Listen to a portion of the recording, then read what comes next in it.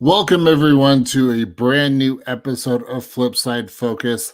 I am your host, the Random Dude, Josh, and with me, as always, my partner in crime, maybe a robot. Well, he is kind of a robot, which works great for this particular book that we're going to be talking about. I've got Johnny the Machine Hughes. Johnny, how are you, sir? I am very well. Yes, there you go. That's my Mr. Data impression. Dude, what's with the new intro? That's pretty slick. I know. The audio guy got after me over the TDC mishap and wanted me to tighten it up a little bit. So did you not tell him that that's visual, not audio? So you have to put out. We won't go there. Hashtag he kicked your ass. Okay. Yes, he did. But I'm excited for today because we have a fantastic special guest. We do. And I guess the best way to introduce him, the man, the myth, the legend, the editor-in-chief from Ahoy Comics, Mr. Tom Peyer. Tom, welcome to the show. How are you? Oh, it is Monday, and I've been looking forward to this particular podcast for a hot minute. So, cool. Which says a lot, actually. Well, I mean, Josh is kind of massively underplaying this, right? So, for those of fans who watch this show regularly, you know how much respect and love we've given Ahoy Comics over the last few months. We absolutely love the books. We love the range of books. Of course, Josh is a huge fan of Wrong Earth. Yes. And of course, Tom and I have had a conversation on Outside the Panels before about the same book. So when the trade paperback of this book came around, seemed like a perfect fit. Yeah, duh. Thank you.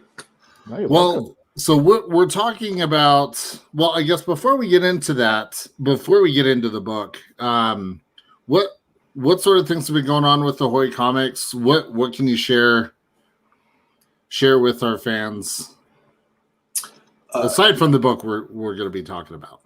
We just announced a couple new projects. Blacksmith, written by Eric Balicki.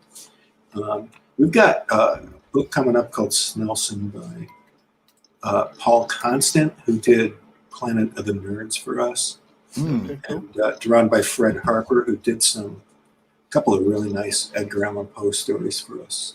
And Snelson, Comedy is Dying is the whole name of it, and the full title. And it's about a guy who is a stand-up comic, and he was almost famous in the 90s. And he had very edgy material, which seemed very fresh and brave back then, and now has not aged well at all. You know what? That sounds bang on point. Honestly, we talked on one of our other shows yesterday. We talked about the sensational She-Hulk, right? And as I know this is about indie books, but we looked at the sensational She-Hulk, and you know what? That book wouldn't get made nowadays. That book just would not, with all that sort of tongue-in-cheek, sort of cheesecake stuff going on. That book would get absolute hate nowadays. But you look back then, it was John Byrne at his best. So you kind of, it's interesting how, that book, I would be interested to see that one, definitely. Yeah, I've always said if, 10, 20, 30 years from now, people don't look back at my work and go, this is terrible, then we will not have progressed. Fair point. Self-deprecating, but fair point. Yeah. So I look forward to that. Although I don't know if I could honestly look back, fast forward 20 or 30 years, look back and say, oh man, Wrong Earth was a shit book. I honestly couldn't do it. You just wait. I think I think Wrong Earth is absolutely of its generation. I think it's a nice little fulcrum between the different variances of, because it's kind of like a Batman metaphor. It's probably the easiest, quickest way to sell it as like a one-liner, and it's that compromise between the '60s Batman and the Dark Knight Returns Batman. So I think there's always going to be relevance in that contrast between the two aspects. Mm-hmm. Well, I don't know who this Batman is you're talking about. You know what? He's a minor character, not very popular. He's been in a couple of ropey movies, I think. You know. I have to say, I just gave short shrift to Blacksmith, but that's great. Eric Palicki, the Wendell Cavalcante's the artist, and it's about a punk rock private detective who is also a werewolf. So it's really punk good. Rock detective werewolf. Yeah. So not a Shaggy Dog story then. Not a Shaggy Dog story. It's really not entirely unrelated to a Shaggy Dog story. Now that you mention. Sorry, spoilers. Sorry, the joke. Yeah. Well, to prepare, you want to watch the Shaggy DA with Dean Jones. Roasts. Oh, wait, that's Scooby, not Shaggy. Oh, geez. Wrong shag, Johnny. Wrong shag. I didn't think we were doing that show tonight, but never mind. No. Man, the audio guy's going to get mad at me. Well, speaking of other superheroes, I mean, the book that we're talking about today, and no, it's not that goody two shoes. We've got, and I literally spent all day just trying to pronounce this right, and I'm probably going to butcher it, but Penultiman? Penultiman. Yeah, you got it. Oh, sweet. I had a mini panic attack before the show. But so I would this have is forgiven you easily. Okay. Well, I appreciate that. So this is the trade paperback of all the books into one glorious package. And so I'm interested to hear from you, first off, how you came up with this character. It started with kind of one gag or joke that just led to others. In the very first story, we didn't put it in the first story. We waited till this series. The gag I wanted to do was to, you know how superheroes used to have robot assistants who looked like them? Yeah. Well, Penultiman's got one. This guy, by the way, is really super powerful and really well loved around the world. Charming and handsome. Sounds like another character I know. No. Yeah. This Penultiman's entirely original. So what happens is he goes off on a mission and he leaves his robot in charge of both his identities. And he's away for a few days, and when he comes back, his robot has solved all of his long-lasting problems. And he has this absolute crisis, like, this thing I built is much better at this than I am. Should I be doing it? What can I do? But then we get into like the source of, there's another source, there's a real source of an inferiority complex that he's always had, and this is just an expression of that. And his robot understudy, his android assistant, Penultiman, would like to fix him and make him happy. But can you do that? Can a robot make a person happy? Or can a sidekick fix a hero? Can anybody fix anybody? So that's what the story's about. I have to say that I think, do you know what? There is a metaphor to be had. There's an analogy to have between other characters. But if you take that away, I still think that the book represents a huge kind of look at people trying to find their place in the world. It sounds really quite pretentious, but reading the book, Penultiman. Sorry, I got it wrong. Brits. What can I say, right? I think he deals with the same sort of who am I, what am I worth type of questions that we all go through at some point in our lives, and where that justification comes from, or where that kind of resolving of that issue, it might be different in like a comic book in terms of superhero trope, but we've all been there. You know, we've all been in that kind of who am I, where am I, do I belong type of thing. So I think this is, whilst the knee-jerk reaction is to say, hey, this book's just like an alternative version of insert superhero here, there's actually a lot more, it's a lot cleverer than that. I think that goes down to some really well-observed nuances, Tom, so hats off for that, my friend. Thank you. And the artwork by Alan Robinson, he is so it's fantastic. Great at expressing moods and emotions, and he can go from misery to ecstasy without missing a beat, and without changing his style at all, and it all works.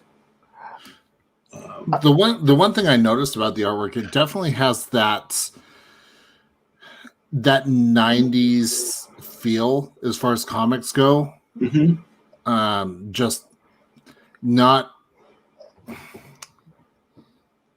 It's putting your eyes where the focus needs to be and not going over the top. Look at all this stuff that I just crammed into this panel. It's keeping that balance, so that way you're not getting lost in the art and missing the writing, or the writing is so good that you're missing out on the art. There is that fine balance, and I've said that multiple times on the show, that you're right. He's got comics have to have that.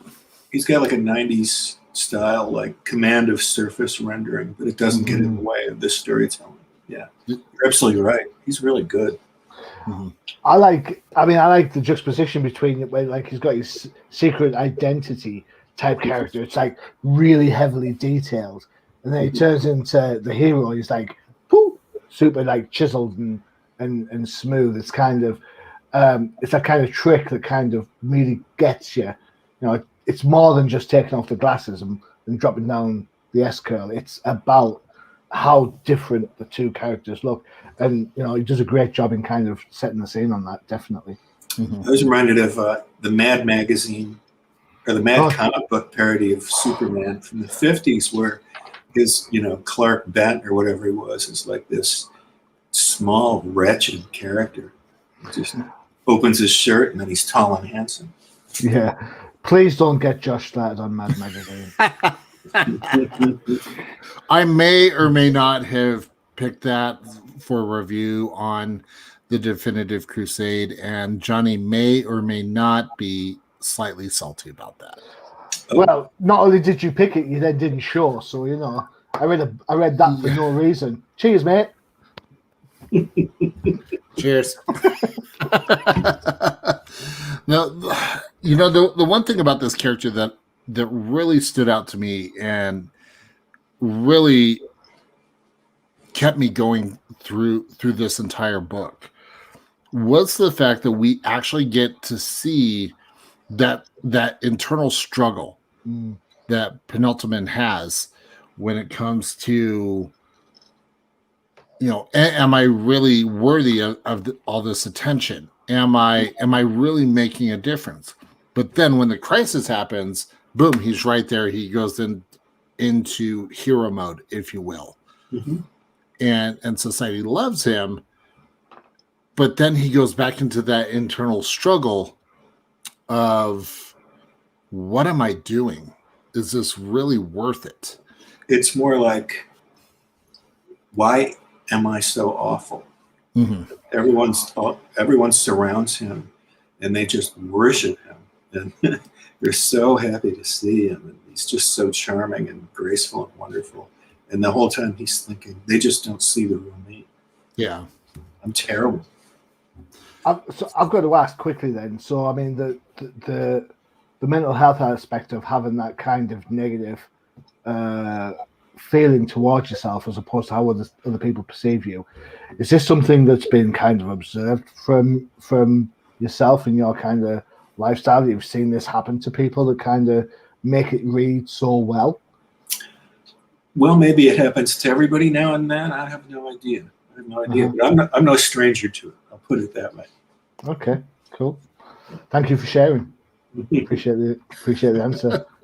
No, we talk about mental health sometimes, and Josh, you and I, we both know how much it matters to so many people. And I personally, I think if you get a book that touches on aspects of that with a level of maturity that this book has, you've just got to applaud it for addressing it. Yeah, I mean, this is a comic book character going through very real life emotions, right? And that's going to represent some people somewhere down the line. So that's a huge, to me, that's huge kudos. I think that's absolutely more powerful than any sort of major big event that covers 76 issues and takes you a year to read. This is like a little bit more intimate than that. This is a little bit more read it, reflect on it, and act upon it from that point on. So I think, and Tom, this is kind of where I think your strengths really lie.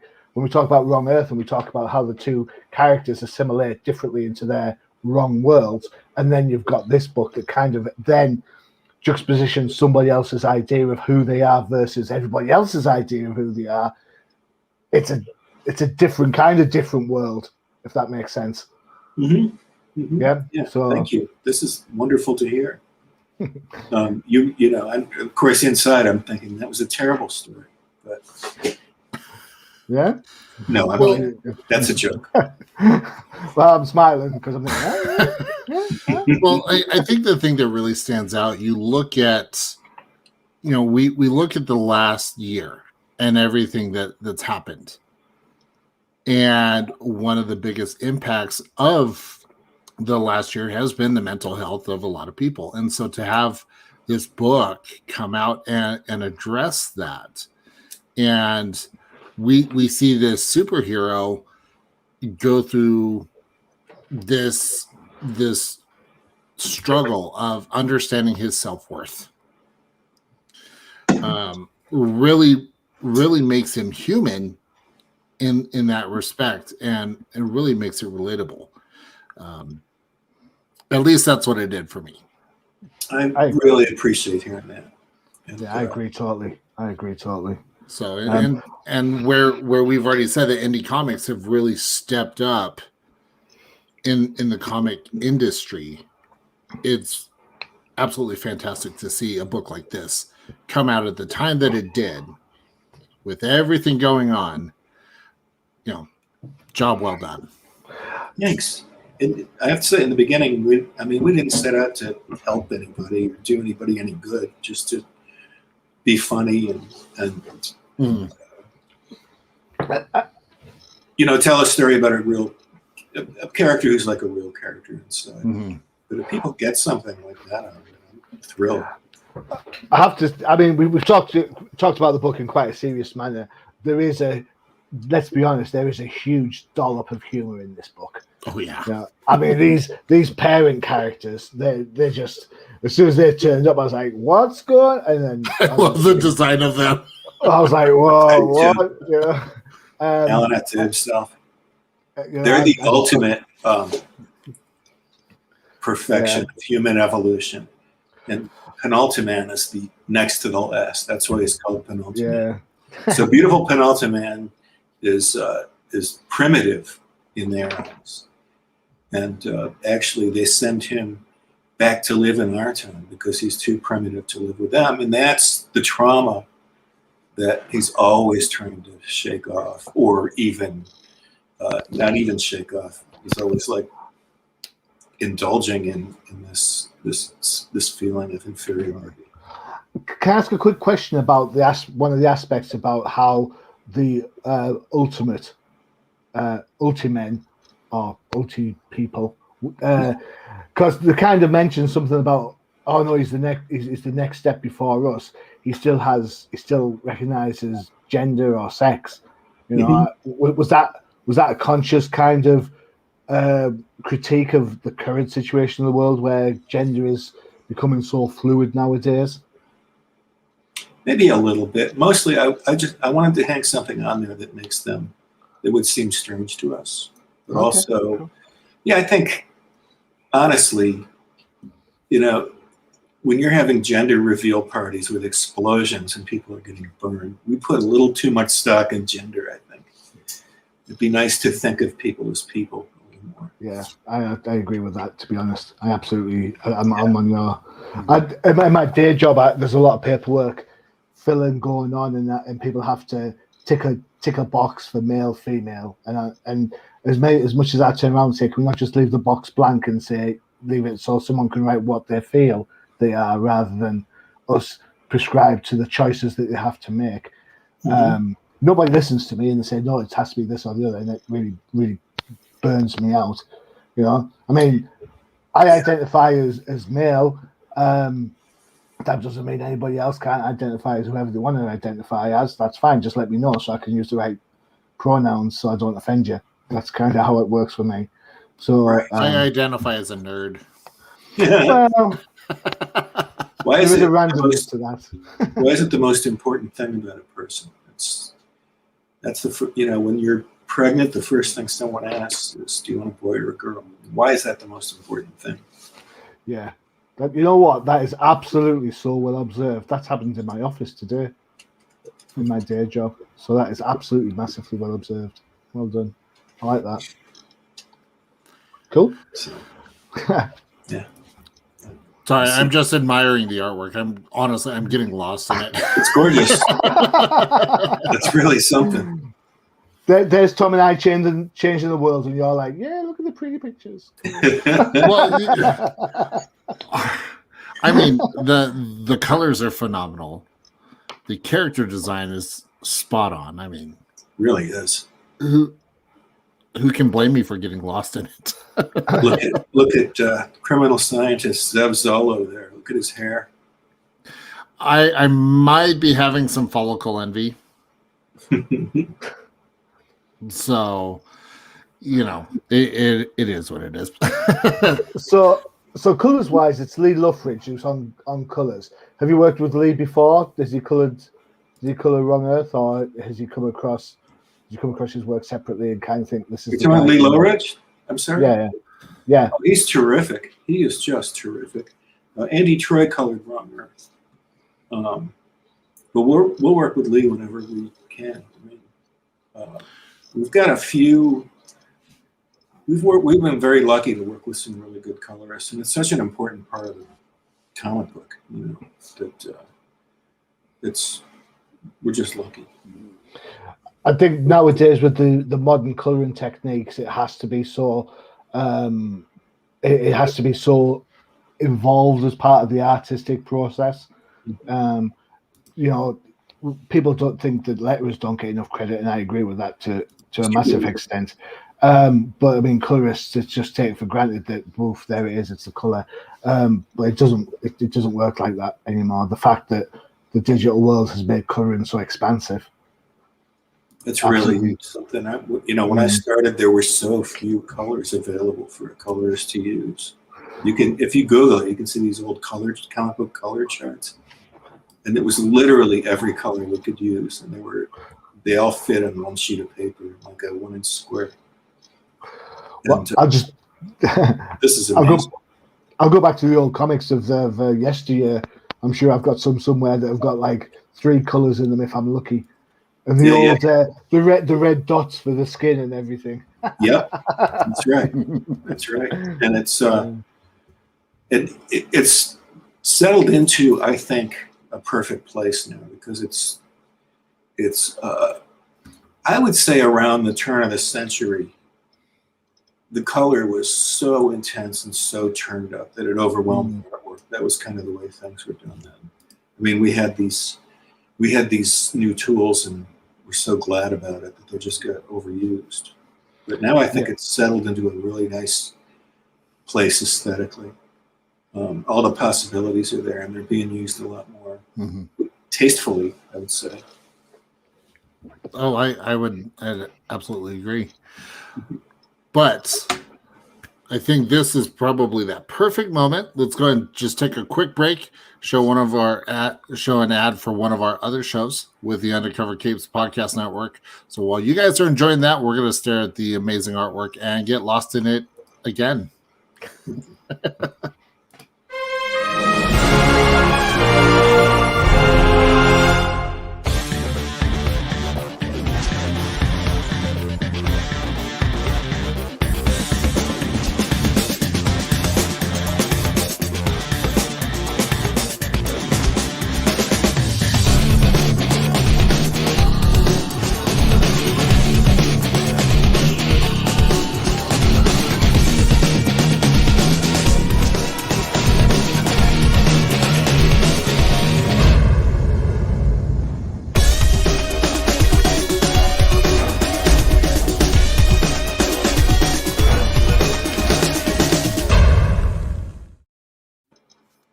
There you have it, the Jank Think Tank.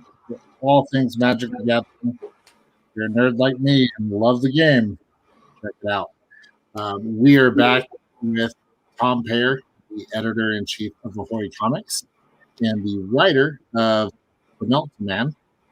Again, I still have the minor panic attack. I'm going to butcher it. That's my job. I get the names wrong all the time. It's fine. Okay. Fair enough. So, Tom, I have to ask. So, what's the future of Penultiman? Because obviously, we're getting the trade paperback here next month. Mm-hmm. What does the future have in store for our hero and his robot? This could end up being a one-off story. Good. If nothing. So far, I've pretty much said what I wanted to say with it, but that could always change down the road. I have no idea. But I don't want to just put out a comic with that logo on it just to do it. Mm-hmm. I mean, I love the logo design. Very simple. Darren Bennett, yeah, he did a great job. I've got to admit, isn't it refreshing? Isn't it refreshing to hear that, like, you know what, it's one and done? I think too many books hang around for too long and they don't. You get that initial push, that initial message, and after that, it's kind of like retreading the same stuff. Yes, I'm looking at the big two. Yes, you know I am. You know, my original version of that, the first character to make me feel that way was the Silver Surfer. I thought the first story he was in was an absolute masterpiece. Yeah. Then after that, they had nothing to say with him. Yeah, that is the epitome of painting yourself into a box, isn't it? Into a corner. You know, we've got this dude who travels the spaceways, so let's keep him trapped on Earth. What? There's something to that. You know, it was a beautiful story about a conscientious objector. The first Silver Surfer story. And then he just became this sort of self-pitying fool. Yeah. It's funny how they tried to mine that same idea. I mean, look at Rom, the Space Knight, and yes, I know it was based on a toy, but it's that same kind of self-pitying, oh, look at me, I'm the last of my kind, I have to save the planet from whatever. He was never happy about it. It was like, oh, he was really grumpy about it. It was like Eeyore the donkey going off to war. You know, oh no, I go off to fight the battle. You know, it just didn't. After a while, it got old. But yeah. I want to say too, there have been good things done with the Silver Surfer since then, but I was just reacting to like his original incarnation. Yeah, I mean, I like the Dan Slott, Michael Allred stuff. Yeah, but, cool. But so much of the time, he was just like, "Why are you even still a character?" Do you feel that can be a bit of a problem for mainstream books?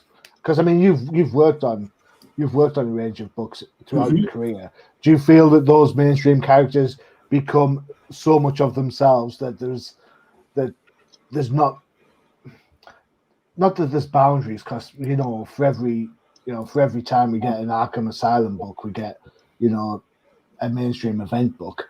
But you feel that there's only so many times we can be surprised by this, especially if the readership isn't actually changing.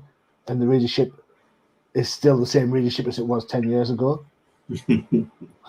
Well, you can't blame the readership. I mean, it's I think it's happened a lot in the history of comics where things just get kind of dull and plodding. But then a lot of the time, some new creator will come in and really inject new life into it. You can never tell when it's going to happen. You can't just order it up. That's a shout. So, I mean, in my head, I can think of people like Alan Grant, who did great work on Detective Comics. People like Mark Grunwald, who absolutely made Captain America readable. You know, those sort of like classic creators, I suppose. Who's kind of in your wheelhouse for that type of sort of recreation of an idea rather than recreation of a character? Yeah, Mark Waid on Flash, you know. That's a good shout. Good shout. Josh, who's in your wheelhouse?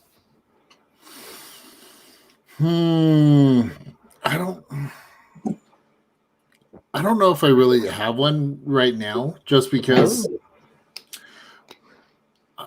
maybe I'm experiencing some superhero fatigue with your main superhero pillars.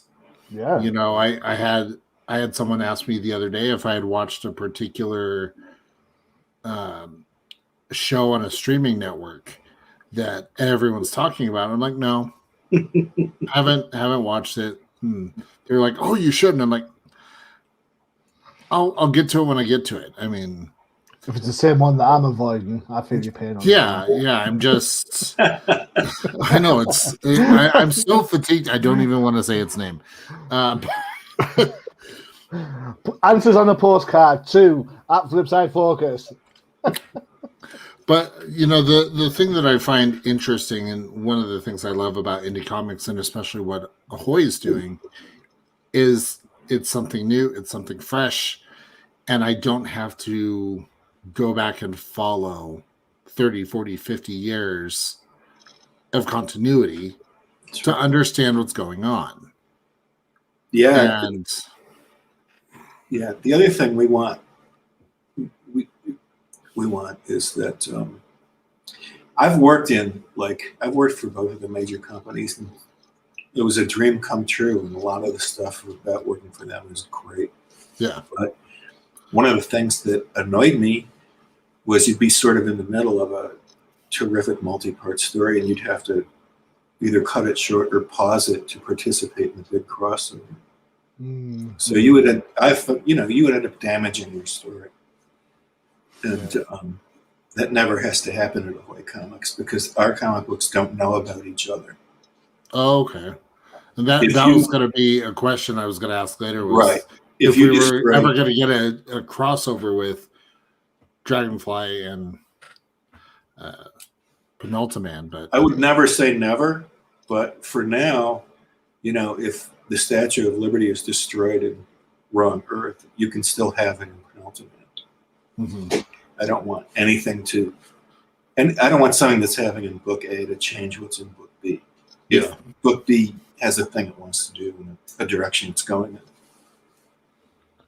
in. I feel like if there were that crossover, it would be because Penultiman blew something up that he shouldn't have. That sounds so like him. So when you bring in creators for Ahoy Comics, do you kind of give them like a bit of a mission statement and say, look, this is what we're about, this is what we want to do? Or do you kind of just let the creators do their own thing and see if it fits? Because I'm a big kind of believer that certain stories fit certain publishers. Well, I don't really. The only time I try to like order up anything is when we're doing like the Poe anthology.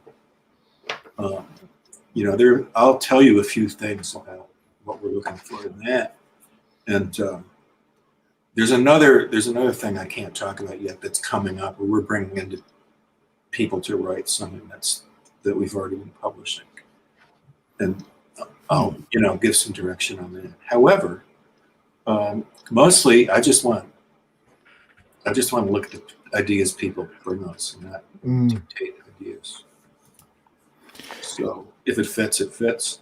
The main thing about Ahoy is it's just got to be funny on some level.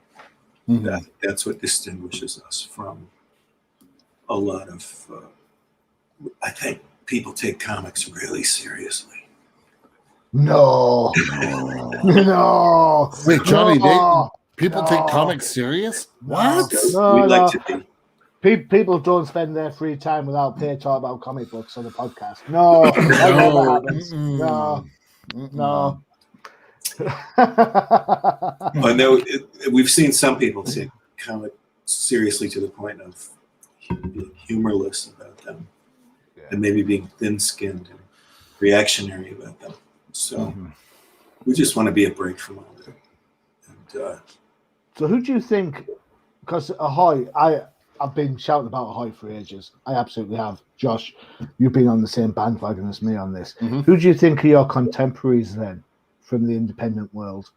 Because I mean, you've got like so many good companies right now. I don't think there's ever been such a good range of different independent publishers putting out such a range of different independent books. So who do you think are your contemporaries? it does seem to be that way. I did a book at Aftershock before this, and I enjoyed that experience. I love Aftershock. Yeah, I think I said this last time. I think for me, Aftershock, the first few books were really, really, really good, and then they fell into that kind of like having to try and hit you with a twist in the tail. And when that becomes the norm, it's no longer the twist in the tail; it's just the norm, and you kind of like shoot yourself in the foot a little bit. It becomes Tale of the Expected rather than Tales of the Unexpected. So I've read some stuff of theirs recently, and they seem to be getting back on track. So good. Yeah, so I would be embarrassed to tell you how few new comics I read, but I'm busy making them. Dude, I feel your pain. I'm too busy being serious, writing reviews and podcasts to read comic books for fun. What's that all about? Yeah. But in Johnny's defense, whenever an Ahoy Comics book comes across for us, I don't know about you, Johnny. I'm going to speak for myself, but I get kind of that, okay, good. I can enjoy this. Cool. Yeah. There is a level of of expectation now. Sorry, Tom. Your stuff's so good. We now expect it to be good all the time. As long as we made it so far, I'm happy with that. Definitely. I agree with Josh. One of the things that makes me smile is when I get an Ahoy book. I think, you know what? Because I review so many books for Comic Crusaders and of course the different pods that I'm on. I like to sit down with an Ahoy book and kind of savor the thing, and then I read it over. You know, trade secret. I don't always read the book twice for other publishers. Just saying. As much as I love Vampy, there's not a lot of reading twice in that book.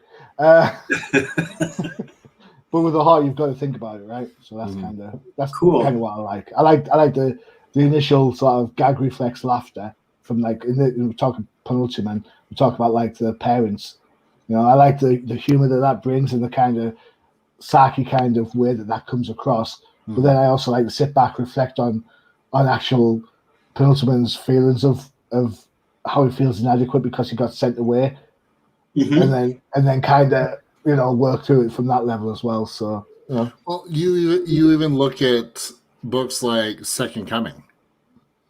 Yes, I mean that's another one that if I want to sit back and I just want to laugh and have a good time, I'm going to pick up that book. That's a terrific.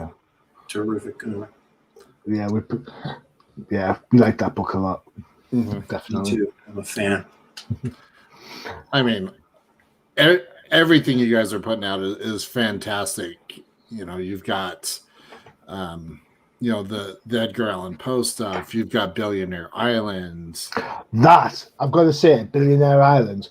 Great. I have to say right now, if I'm blunt and I'm honest, I saw the first issues of that roll by and I was like, no, I'll pass on this. It's just not my cup of tea. And then like I read the trade and I was like, whoa, How did I miss this? What? I was hooked. I was like, man. So when we talk about Ahoy Comics and what they mean, that every time I think back, it's like I missed Billionaire Island the first time around. I'm not going to be a moron again and miss the next thing. Yeah. Great. They call me the machine, not the moron. So, I mean, needless to say, the fact that you guys have, you've got this, Penultiman, coming out as a trade, and then we got Blacksmith. That one will be coming out. I'm excited to read that again because it's an Ahoy book. I'm that much more excited. Do I have a high level of expectation? It's going to be great. Yes. Do I know you guys are going to follow through? Absolutely. Definitely. So I look forward to you reading that and Snelson. It's Snelson, by the way, was in. There used to be backup stories in #Danger. I don't know if you follow those series at all. Oh, now I have to go back and. Yeah, if you have the floppies of that, it's the first run of Snelson stories are in that. They're wonderful. #Danger was so goofy that I asked Paul constantly if he would write something for the back of it that was bleak. Mm-hmm. And boy, did he ever. Yeah. There's nothing like being a comedian who's not funny anymore. If you really want to see someone. Yeah, no, that's fantastic. Absolutely fantastic. Well, I must say, Ahoy is doing great things for the indie comic industry. Definitely making a mark, and I could go on for hours and hours applauding what you guys are doing. Cool, because it really is fantastic. So, Johnny, anything else for our fantastic legend here? I guess I've got to think what's next for you because you'll have some things you can't tell us about, which is great. I don't totally understand that. Mm-hmm. We'll switch the recording off and we'll get you later. That's fine. That's totally okay. What are you laughing for? I kept Chuck Dixon's secret about the Bane book for a whole year and a half. All right, so it's pretty good. If I can keep Chuck Dixon's secret, you know what I'm saying? You know how many NDAs I'm under with a particular convention out here? A lot. Is it none? Hey, I'm in the UK. No one's going to get me. I'm all right. I had to keep to myself that Mark Hamill was coming to Salt Lake. I knew for 6 months. No kidding. I couldn't say a word. And I was just like, how did you sleep? Didn't no you comment. tell me that the day you found out? I'm joking. I'm like, not that one. He didn't say a word. Yeah, no, that was a big one to keep. So what's next for yourself then? Kind of from a high point of view, you've got books coming out. Are you returning back to the floppy world? Are you kind of taking more of an editor-in-chief role? Yeah, I'm about to get started on another series I'm writing that's like not a sequel to anything. It's cool. Nothing you've seen, and I was just talking to a writer I really admire. I think we're going to get a new series from him. Cool, excellent. Do you find it easier to write new things rather than revisit stuff you've already done? Not necessarily. I could write Wrong Earth for the rest of my life. Yeah, and I would read that for the rest of my life. Oh, look at that! It's like a love match made in heaven. Play some soft music, and we are there. I could write #Danger for the rest of my life. Cool. I don't think I will, though. Cool, excellent. So, do you prefer doing the creative stuff, or do you prefer kind of doing the managerial stuff with the business side? Or is it a bit of both? They're both really different. I might get in a way, they make each other easier because they're not like each other. Okay, cool. But if I had to choose one, I don't know. I'd probably be writing. Okay, cool. Excellent. There you go. That's a good choice. I feel like with the unique position that you have, you kind of have that ability to say, you know what, I'm kind of a little burned out on managing everyone else. I'm going to step aside and I'm going to write something. I'm going to go have some fun. And then once you get a little fatigued from that, be okay, now I can step back and I'm good. I just think you don't cancel your own books. That's the best thing about it, right? Yeah, that too. Well, you like, sometimes you like a second pair of eyes on your work. You don't want to go out there and embarrass yourself. Is that a thing? Because I mean, you're a veteran. You're a vet. You're a comic book vet. Is that still a thing where you think to yourself, this isn't? I don't know. That surprises me a little when I think of your body of work. Oh, everything's bad until it's good. If only you had a podcast, you could talk about how good your stuff was, right? But maybe that would be too serious. I don't know. Then it'd just be called The Machine. And hey, I like the sound of that. I'm all right with that. Awesome. Awesome. Well, Tom, thank you so much for joining us on Flipside Focus. This has been an absolute blast.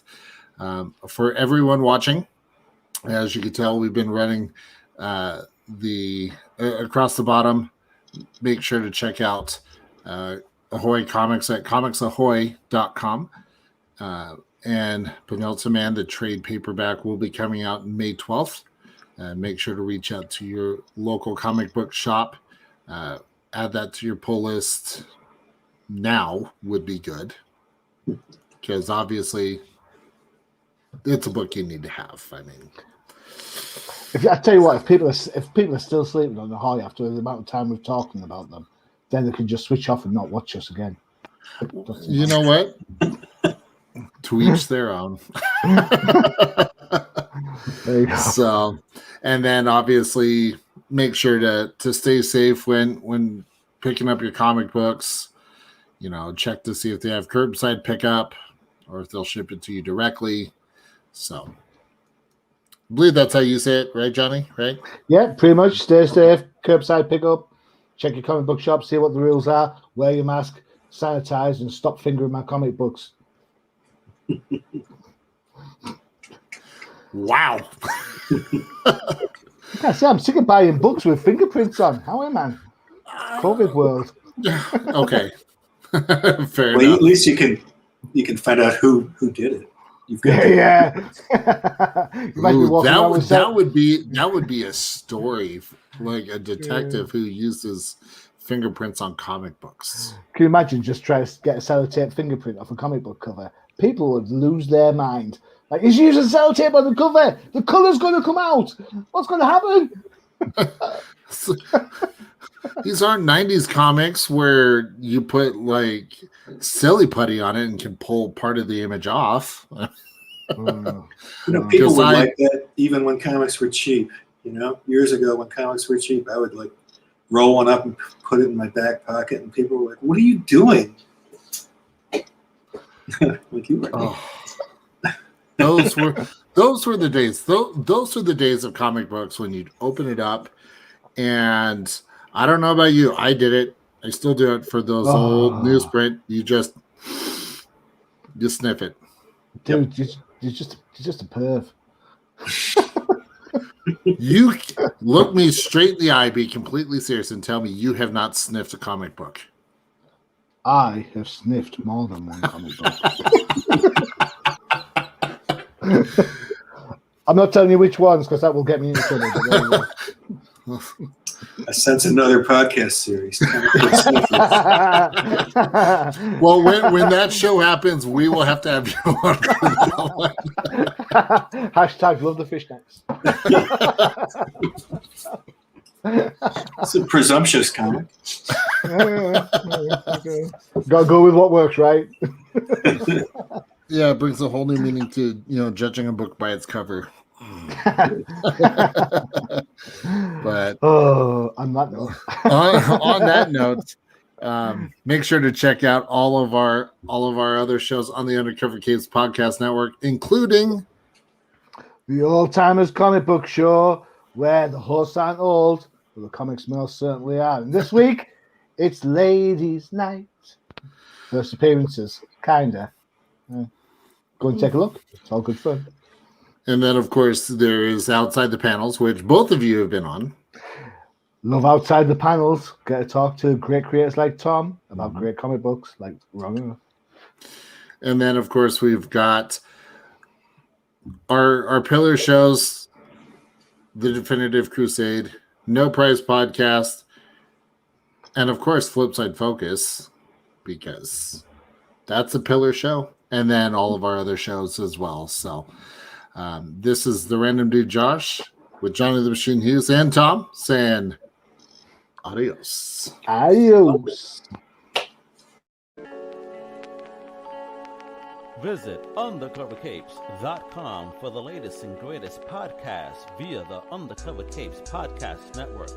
Also visit our parent company website, comiccrusaders.com, all about comic pop culture.